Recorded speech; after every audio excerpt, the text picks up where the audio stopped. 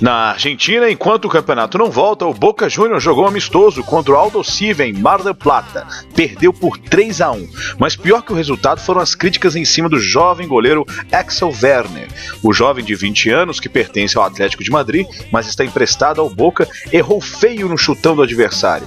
O jovem Agustín Rossi, de 21 anos, deve ter uma chance no próximo jogo. No Chile, para curar a ressaca da eliminação da Libertadores, o Colo-Colo atropelou o Audax italiano na sua casa. Com 2 golaços de Esteban Paredes e boa atuação no primeiro tempo, vitória de 4-0.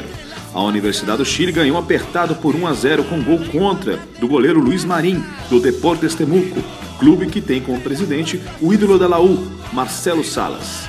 O time de Guillermo Hoyos não convenceu ainda. Já a Universidade Católica perdeu por 2-1 para o Everton em Vinha del Mar. O atual bicampeão ainda está devendo. Na Colômbia, rodada movimentada com vitória do Milionários de 3-0 sobre o Atlético Bucaramanga e boa estreia do talentoso venezuelano Cofati. Em Medellín, o Nacional passou com folga sobre o Rio Negro, também por 3-0, com 2 gols do atacante Dairon Moreno. Vitória também no Deportivo Cali, Manizales, contra o Once Caldas por 2-0. O time de Maru Yepes terminou a partida com 8 jogadores, vitória heróica. Já o seu rival também ganhou por 3-1 do Júnior de Barranquilla, com tripleta de Martínez Borja. No Equador, no clássico, o Emelec consegue sua primeira vitória em seu novo estádio, El Capuel, 2-0 sobre a LDU, com gols de Bruno Vides e Romário Caicedo. A Liga de Quito segue em baixa. Já o Barcelona perdeu fora de casa com um jogador a mais para o Delfim. O técnico Guillermo Almada confirmou que o time jogou mal. O Independiente Del Valle ficou no 0-0 contra o River. No Paraguai, o Cerro Porteño virou o jogo contra o Nacional nos Defensores del Chaco por 2-1, com gols de Marco Cáceres e Oscar Ruiz. Já o heróico time do Capiatá, com um time misto, perdeu para o Forte Libertad por 2-1, mas não jogou mal. Já o Olímpia teve seu jogo adiado contra o Sportivo Luqueño por causa do seu jogo contra o Botafogo na quarta-feira pela Libertadores. No Peru, todos os olhos para o clássico entre Aliança Lima e Universitário. Vitória por 2-0 com 2 golaços de Germán Pacheco de falta e do uruguaio Luiz Bernardo Aguilar para o Aliança. Time de Bengoechea ganha ânimo e deixa os torcedores da Laú desanimados pelo fraco futebol apresentado até agora. Já o Sport Cristal goleou com facilidade o Aliança Atlético por 5-0, com 2 gols do uruguaio Ifran e Gabriel Costa.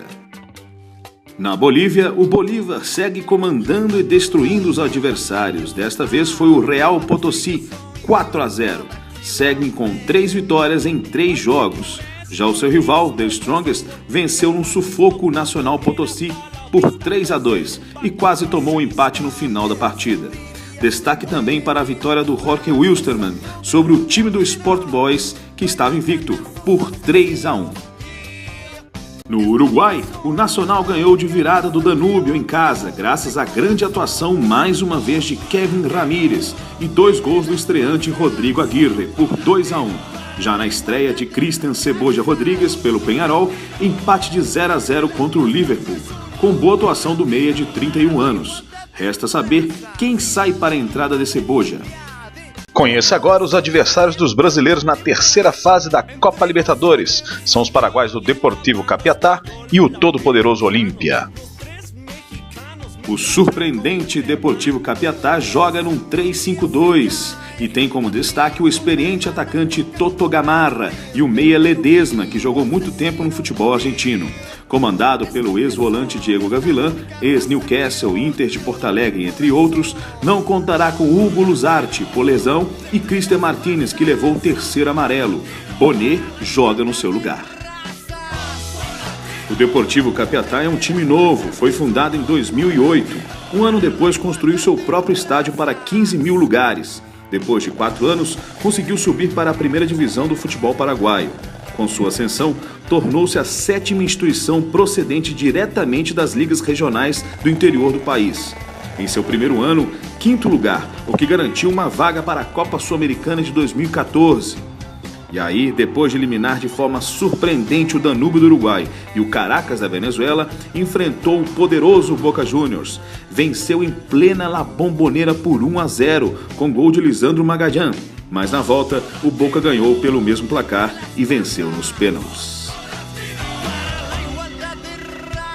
O Olímpia joga num 4-3-3. O time comandado pelo atual vice-campeão da Libertadores, o uruguaio Pablo Repeto, tem como destaques o trio de ataque, o rápido e habilidoso Julián Benítez, o argentino Mosch e o goleador Brian Montenegro. E ainda tem no banco a opção do veterano Roque Santa Cruz, herói do último jogo na classificação em cima do Independiente del Valle. El Decano, El Franqueado, El Rei de Copas, ou simplesmente Olímpia, o maior clube do futebol paraguaio. Fundado em 1902, possui 40 campeonatos nacionais, 3 Copa Libertadores, 1 Supercopa e 1 Interclubes. Único time paraguaio a ter o maior título das Américas. Venceu a competição 3 vezes. Em 1979, com um time aguerrido e competitivo nas mãos do uruguaio Luiz Cubillas, conquistou de forma heróica uma vitória de 2-0 em cima do bicampeão Boca Juniors e um 0-0 em La Bombonera. Em 90, liderado pelo artilheiro Amarilla, venceu o Inter nas semifinais numa virada histórica e depois na final o Barcelona de Guayaquil. Já em 2002, enfrentou a surpresa daquele ano na final, o São Caetano, e depois de tirar o Boca Juniors nas quartas e o Grêmio nas semifinais, El Decano ganhou nos pênaltis do time paulista no Pacaembu.